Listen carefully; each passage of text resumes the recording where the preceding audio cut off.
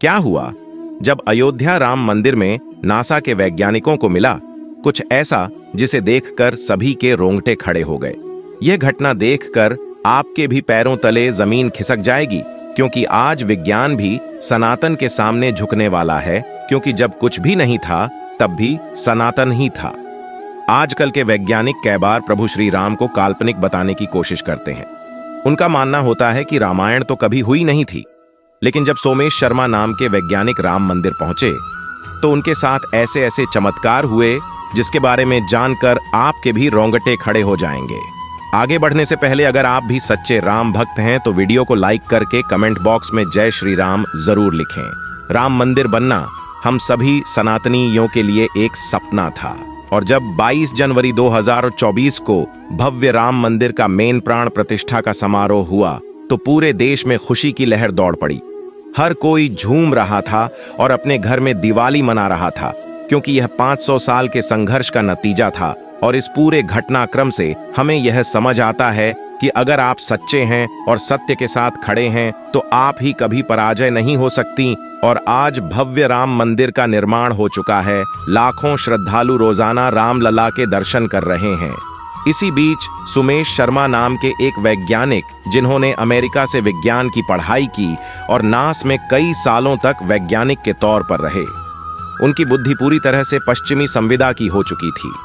वह अपने इष्ट को भूल चुके थे और केवल विज्ञान को ही अपना भगवान मानते थे।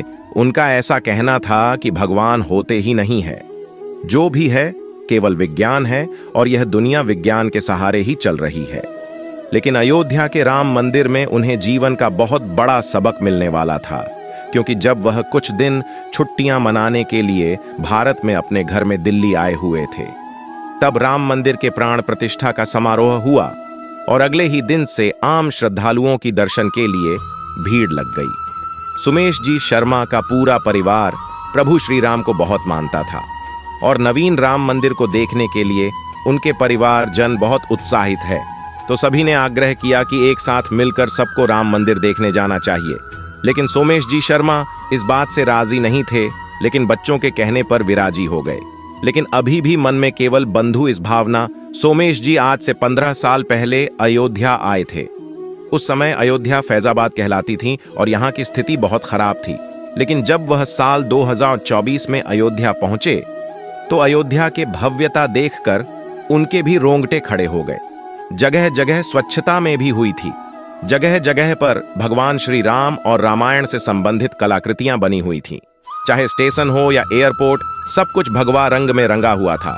ऐसा लग रहा था प्रभु श्री राम का यह मंदिर अपने साथ अयोध्या का विकास भी लेकर आया है।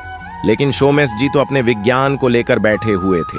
वह रामलला की उस मूर्ति को केवल एक पत्थर की मूर्त मानते थे। लेकिन कहते हैं ना, जब कोई बात अपने भगवान को नहीं मानता था तो उसे सही रास्ते पर लाने का काम भी भगवान करते हैं।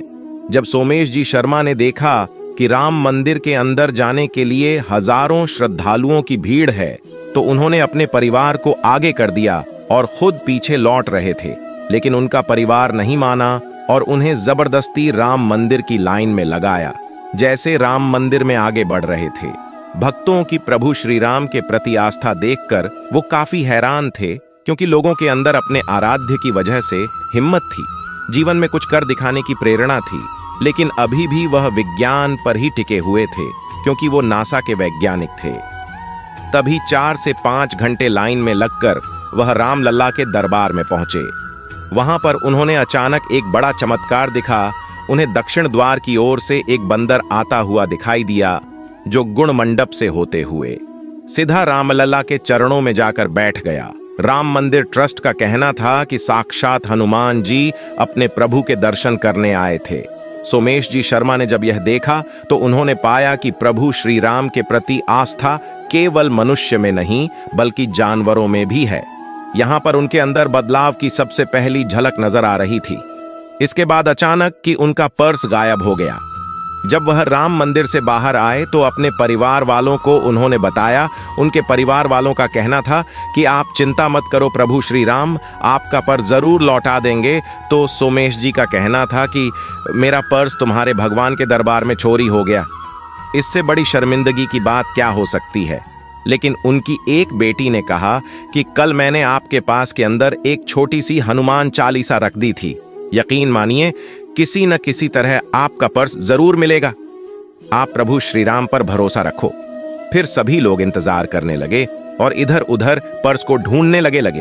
तभी वहां पर एक और बड़ा चमत्कार हुआ। वही बंदर जो दक्षिण द्वार से गर्भगृह में गया था, वह सोमेश जी की पर्स हाथ में लिए हुए दिखाई दिया। इसके बाद उन्होंने उसे बंदर को एक केला दिया गया और उसने उनका पर्स लौटा दिया। सभी लोगों इसे प्रभु श्री राम का चमत्कार मान रहे थे और सोमेश जी भी हैरान हो गए। दोस्तों, आज की वीडियो आपको कैसे लगी? अगर आप भी एक सच्चे सनातनी हैं तो वीडियो को लाइक करें और कमेंट बॉक्स में जय श्री राम जरूर लिखें। और रोजाना ऐसे ही सत्य घटना सुनने के लिए हमारे YouTube चैनल को जरूर सब्सक्राइबर करें। आज के लिए आप सभी को हर हर महादेव।